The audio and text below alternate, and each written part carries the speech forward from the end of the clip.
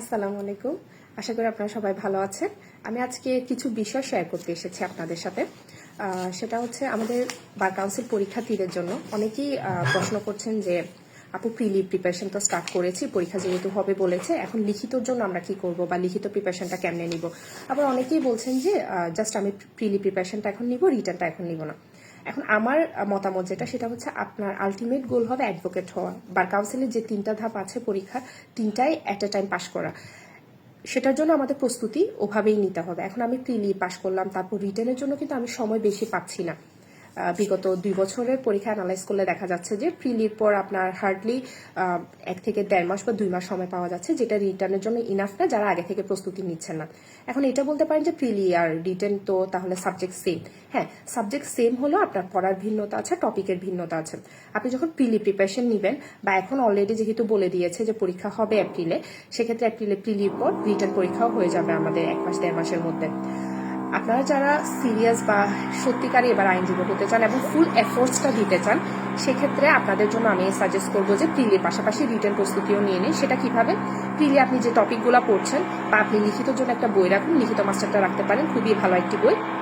সেক্ষেত্রে আপনি লিখিত টপিকগুলো দেখুন, প্রিলির সাথে ওগুলো মিলিয়ে পড়ুন। প্রিলিতে তো আপনার বিস্তারিত পড়তে হচ্ছে না, কিন্তু লিখিত টপিক যেগুলো বিস্তারিত পড়তে হবে, আপনি লিখিত টপিক ওগুলো দেখে লিখিত মাস্টার বা যে কোনো বই থেকে আপনি লিখিতগুলো বিস্তারিত পড়ুন এবং ওটা প্র্যাকটিস করুন। প্রিলির ক্ষেত্রে আমরা এমসিকিউ, মডেল টেস্ট অনেক কিছু দিই, কিন্তু লিখিত ক্ষেত্রে দেখা যায় যে আমরা শুধু পড়তেই থাকি, রিটেন প্রিপারেশনটা বা রিটেন যে লিখতে হয়, লিখার যে প্র্যাকটিসটা ওটা করি না।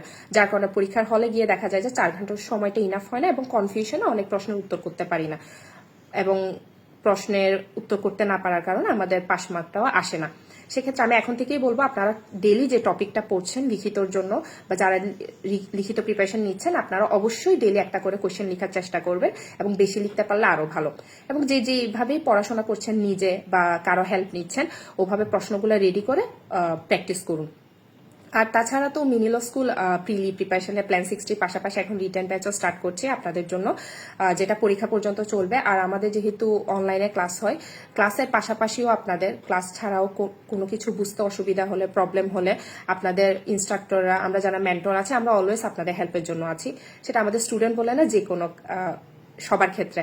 এখন এখানে অনেকেই আমাদের কাছে প্রশ্ন করেছেন যে আপু প্রিপারেশনটা কিভাবে নিব বা আমরা কিভাবে লিখিত প্রিলি একসাথে নিব। সেক্ষেত্রে আমি বলবো যে আমাদের যেহেতু পরীক্ষা হবে, প্রিলি এবং রিটেন পরীক্ষা দুইটারই প্রিপারেশন আপনারা যদি পারেন নিবেন। অনেকে জব, কোর্ট প্র্যাকটিস সবকিছু সামনে আসলেই ডিফিকাল্ট হয়ে যায়, কিন্তু করার কিছু নেই।